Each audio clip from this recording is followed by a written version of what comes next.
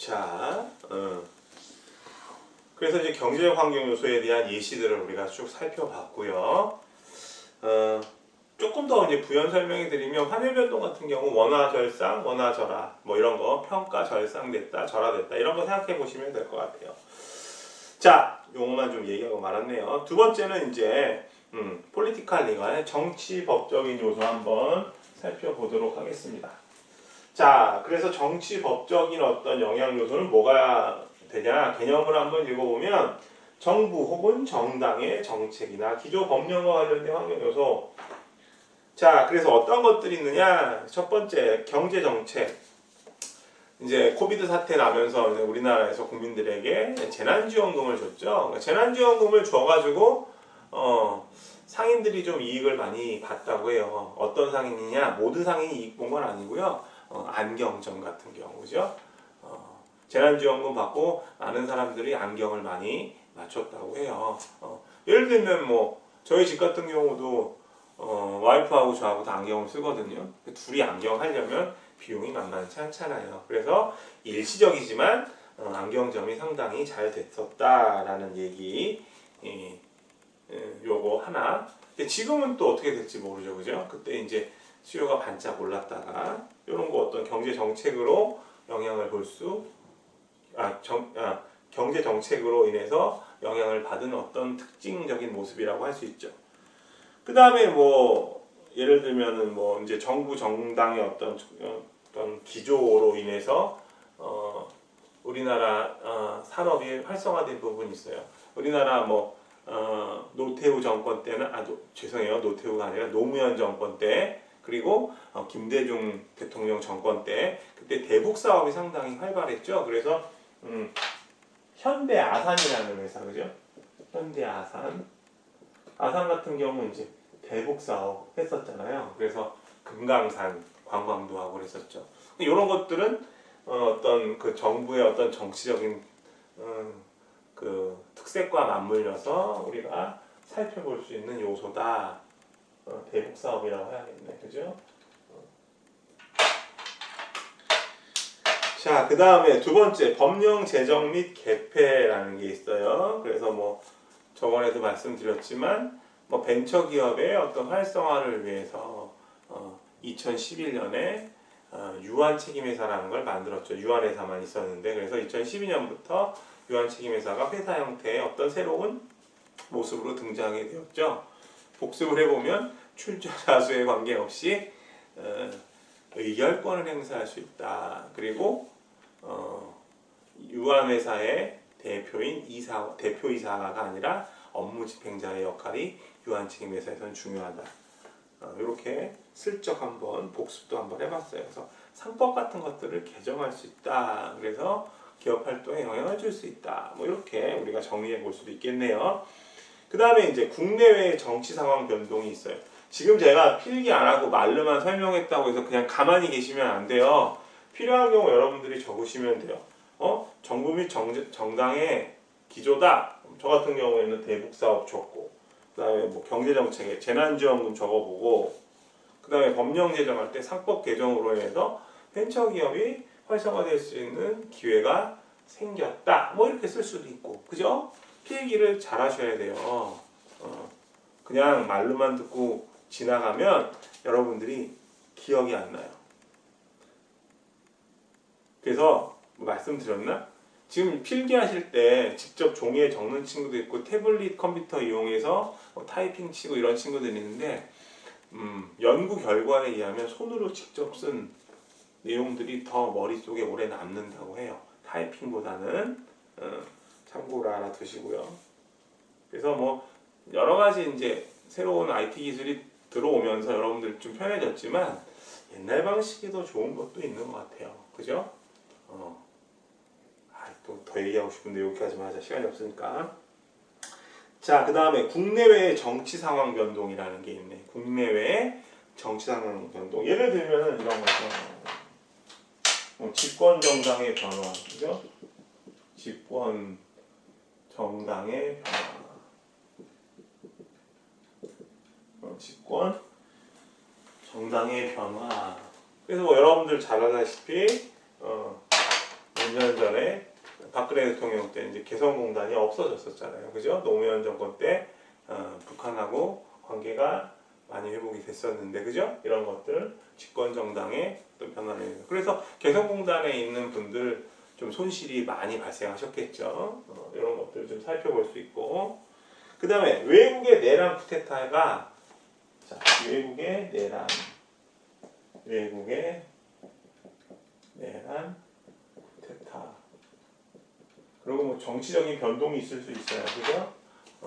예를 들면 뭐 우리나라 같은 경우 이제 아프리카에 진출한 기업들이 있다고 가정했을 때 거기서 뭐 토목 사업을 하고 있는데 거기서 뭐 내란이 일어나고 쿠데타 일어나게 되면 아무래도 타격을 입을 수밖에 없죠. 그런 것들 생각해 보시면 될 것 같아요. 제가 뭐 홍콩이나 미얀마 얘기는 안 해도 될 것 같아요. 충분히 여기 여러분들이 떠올리실 수 있을 테니까. 자, 그 정도로 정리를 하고 그 다음에 세 번째 한번 봅시다. 세 번째는 뭐가 있느냐? 소셜 컬처, 사문, 또 사회라고 쓰는 시네. 사회문화적 요소가 있다. 그래서 특정 사회의 관습이나 가치관, 생활 양식, 종교 등이 있다. 그죠? 자, 예를 들면 제가 뭐 우원스 이번에 뭘로 할까? 닭도리가 아니라 이번에 우원스 버거. 이거를 이제 창업을 해가지고 사업을 시작했는데 너무너무 잘 돼서 우리나라의 매장 수가 예를 들면 한 300개 정도가 됐다. 그러면 어때요? 해외 진출도 노려볼 만하죠. 근데 이제 제가 이런 생각을 하죠. 이 중국 시장은 이미 이제 많은 외식 업체들이 진출했으니까 나는 인도로 한번 진출해보자. 왜냐면 인구가 중국 못지않게 많으니까, 그죠? 근데 인도에 지금 제가 우원스 버거로 이렇게 들어가면 이거 될까요? 안 될까요? 우원스 버거 차렸다가는 영업 하루도 못해서 아마 맞아 죽을 거예요. 왜냐면 인도의 종교 중에서 뭐 인도는 여러 종교들이 있지만 특히 인도에서는 힌두교를 믿는 사람들도 많잖아요. 그죠? 힌두교에서 신성시하는 힌두교지. 힌두교에서 숭상하는 동물이 소잖아요. 근데 소고기 버거라니 말도 안 되지. 그래서 특정 사회의 어떤 가치관이나 관습, 생활 양식, 종교 등을 잘 이해할 필요가 있다라는 거예요. 이해되셨죠? 인도에서 햄버거집 하시면 안 돼요. 자, 그 다음에 A. 인구 통계학적인 요소. 그죠? 인구 통계학적인 요소. 어떤 게 있을까? 인구 통계학적인 요소. 인구 통계학적인 요소는 우리가 데모그래픽이라는 말을 쓰거든요. 데모그래픽. 그래서 인구 통계학적인 요소는 우리 인구조사 하잖아요. 매년 샘플 해가지고 연령, 그 다음에 성별, 그 다음에 뭐 지역, 그 다음에 뭐 결혼, 유무, 소득, 뭐 가구수, 뭐 이런 것들 있잖아요. 이런 것들을 우리가 사회문화적 특징적인 요소라고 생각해 볼 수 있어요. 우리나라 같은 경우 연령 보면은 어떻게 돼요?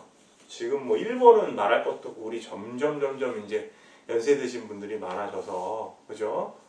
우리나라 앞으로 인구가 상당히 줄어들고 있다. 그죠? 지금 뭐 1년 동안에 태어나는 신생아가 30만 정도, 30만도 안 될걸요, 이제는. 제가 태어날 때는 신생아 인구가 거의 100만, 거의 3분의 1 이상으로 떨어졌으니까 인구 당연히 줄죠. 그리고 지금 태어나는 사람보다 돌아가시는 분들이 더 많으니까 인구 줄게 되고, 뭐 이런 것들 생각해 보면 우리나라 이제 고령화 사회로, 초고령화 사회로 진입하는데 얼마 안 남았다. 이런 거 생각해 볼 수 있다. 그 다음에 문화구조. 문화구조는 이제 우리가 너무 중요해서 일반 환경 요소 다 설명드리고 제가 따로 빼서 설명을 또 드릴게요. 이런 거 생각해 보실 수 있다. 자, 그 다음에 기술적 요소 한번 보자. 테크놀로지컬.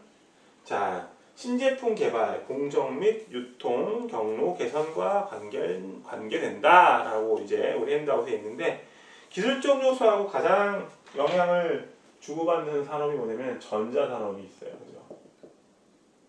전자산업 같은 경우에는 기술이 상당히 중요하고 기술 변화가 상당히 빨리 일어나죠.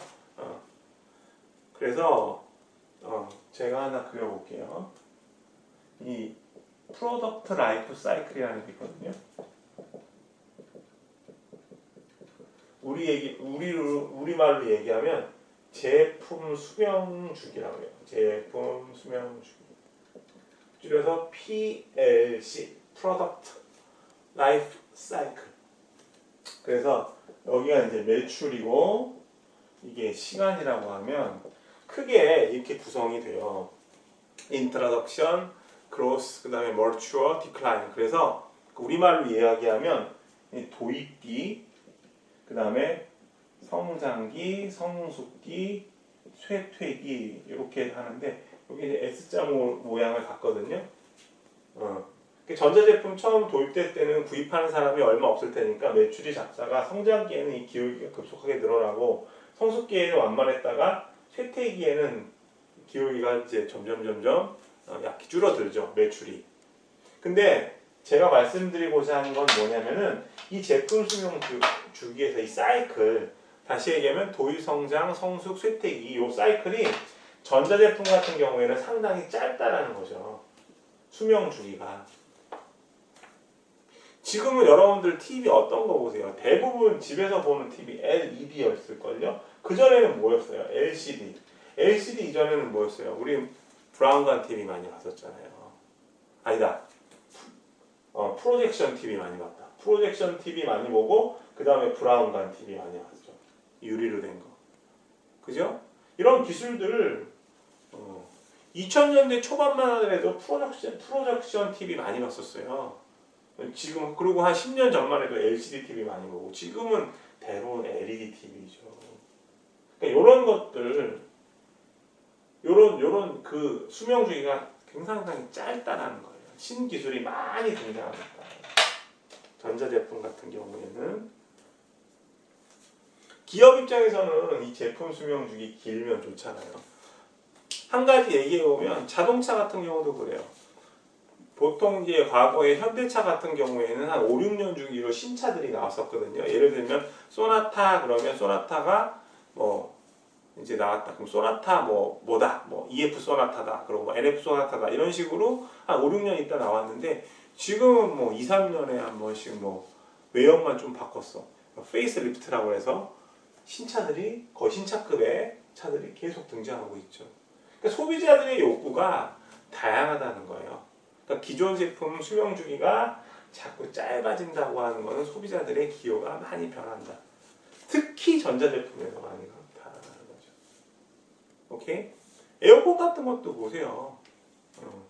과거에는 삼성 제품 보면은 과거에는 무풍 에어컨 이런 거 얘기도 못했는데 지금 에어컨 나오는 거 다 무풍 에어컨이잖아요.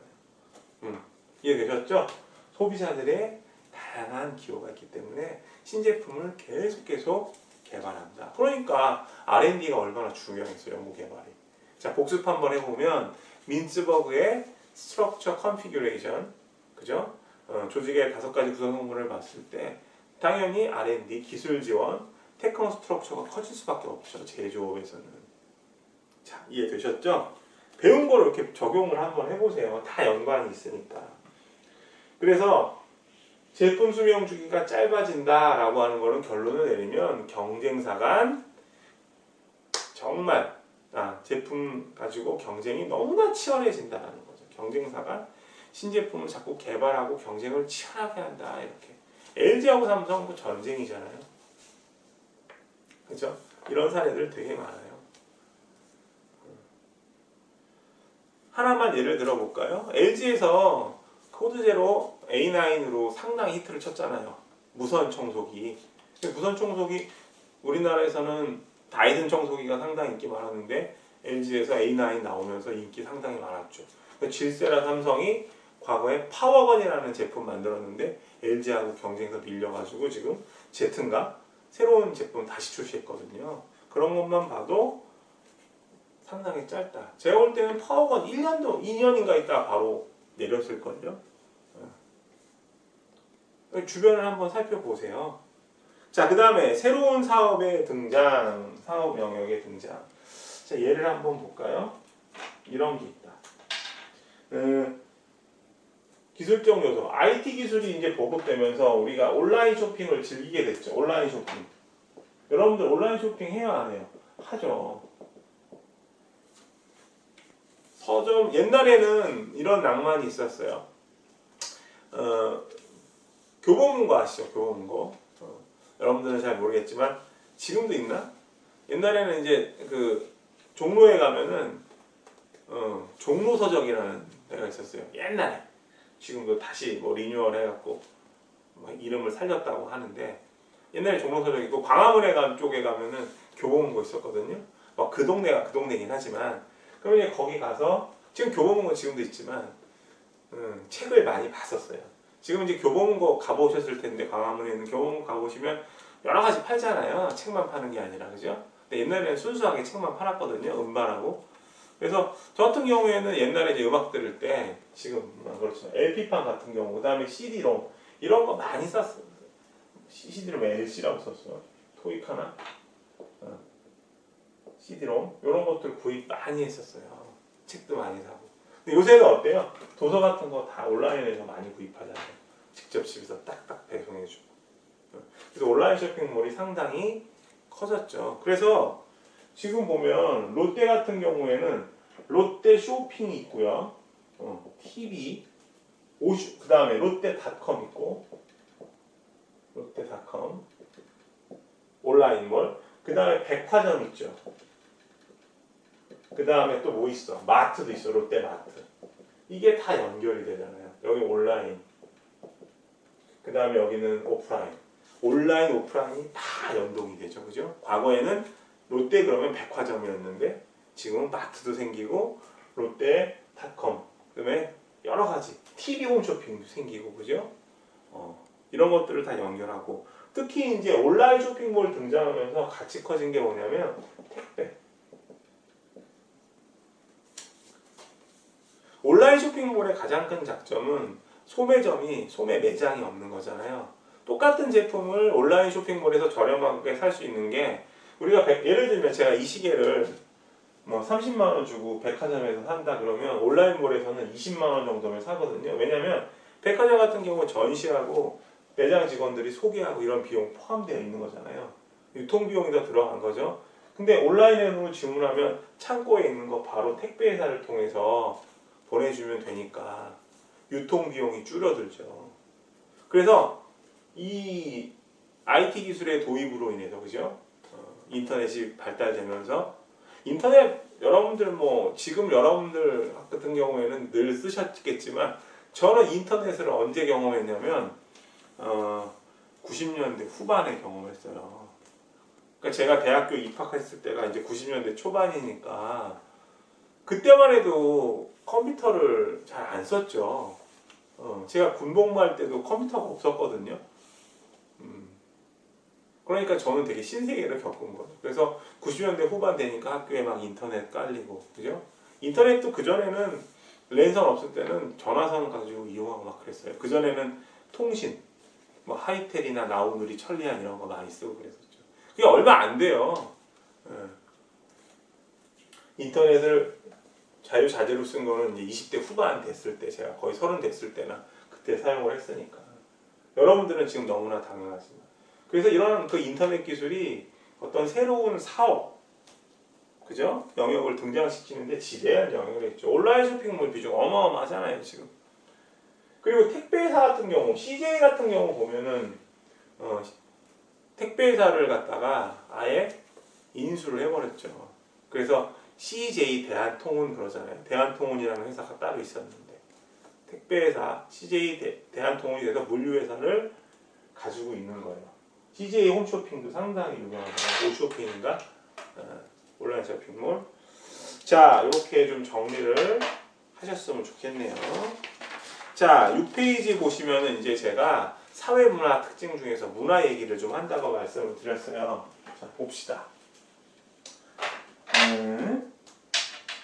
지금 제목 적는 거를 잘 보세요. 크로스 컬처럴 스터디라고 해요. 우리말로 얘기하면 교차 문화 연구. 주로 이 교차 문화라고 하는 거는 동서양 문화를 비교하는 거야. 동서양 문화를 비교하잖아. 크게 동양권 문화, 그러니까 서양 그러면은 미국도 생각하실 수 있는데 유럽 쪽 생각하시고 동양 그러면 우리나라하고 중국, 일본 이런 쪽, 뭐 베트남 뭐 이런 나라 생각하시면 될 것 같아요. 자, 크로스 컬처럴 연구 중에서 가장 대표적인 학자 에드워드 홀이라는 사람이 있거든요. 에드워드 홀. 이것도 읽으실 때 헬, 뭐 헐 이런 하시면 안 돼요. 이걸 갖다 또 헐이라고 읽으면 진짜 헐, 진짜 놀래요. 이거 우리 이거 뭐라고 읽어요? 쇼핑몰 그러죠? 같은 맥락으로 읽으시면 돼요. 에드워드 홀. 시험에 이제 홀의 연구를 써야 돼요. 홀 뭐 이렇게 쓰고 막 그래서 되게 슬펐던 경험이 있어요. 오프라인 수업할 때. 자, 홀의 연구를 보면 홀은 문화를 갖다가 두 가지로 구분을 해서 설명을 해요. 하이 컨텍스트 컬처, 또 하나는 로우 컨텍스트 컬처. 이렇게 두 가지로 나눠서 설명을 하는데 여러분들 요 컨텍스트라는 용어만 잘 기억하시면 될 것 같다. 이 컨텍스트가 이게 맥락이라는 뜻이 있고요. 맥락, 그죠? 그 다음에 상황, 배경 이런 뜻이 있거든요. 그래서 이 하이를 한자어로 쓰면 고죠. 고, 높을 고자를 써서 이건 낮고, 그래서 고배경문화 우리말로 하면, 혹은 고맥락문화, 고상황문화. 그러니까 우리말로 제가 용어 정리를 영어로 하는 게 편하다고 말씀을 많이 드린 게 뭐냐면, 우리나라로 이 컨텍스트를 번역하면 번역되는 단어들이 너무 많잖아요. 그러니까 그냥 여러분들 그냥 하이 컨텍스트 컬처 그렇게 그냥 기억하세요. 그걸 뭐 고배경문화 뭐 이렇게 하지 말고. 자, 고배경문화, 로우 컨텍스트 컬처는 저맥락문화, 저배경문화, 저상황문화.